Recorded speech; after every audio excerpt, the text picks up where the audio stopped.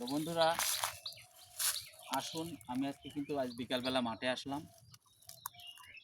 দেখতে পাচ্ছি ওইখানে একটা মেয়ে না কি জানো।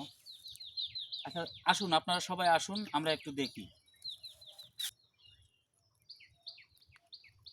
অবনি, তুমি এখানে কি করতেছো? মোটর শাক তুলছি। তুমি এই যে এই মোটরের শাক তুলতেছো তাই না? এই জমিটা কি তোমাদের? না, তাহলে তুমি যে এই মোটরের শাক তুলতেছো এই জমি তোমাদের না? তাহলে যে গৃহস্থর এই জমি সে যদি দেখে তাহলে তোমার মারবে না? আপনি কারোর কাছে বললেন না, আমার ভুল হয়ে গেছে, আর করবো না। এই পাগলি, কিন্তু মাপ চাওয়ার কোনো দরকার নেই তো। আমি তোমারে যা বলতেছি, এই শাক তুলে তুমি কি করবা? মা খুব অসুস্থ, এই মোটর শাক খেতে চাইছে তাই তুলতেছি।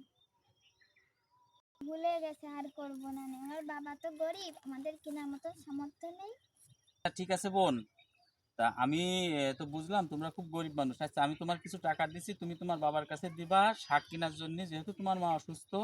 শাক কিনবে এবং যদি পারে একটু মাংসও কিনবে। ঠিক আছে, আমি কিছু টাকা দিচ্ছি।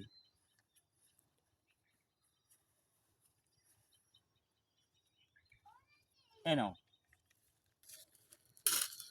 দাদা আপনি খুব ভালো। আচ্ছা ঠিক আছে বন্ধু, যাও।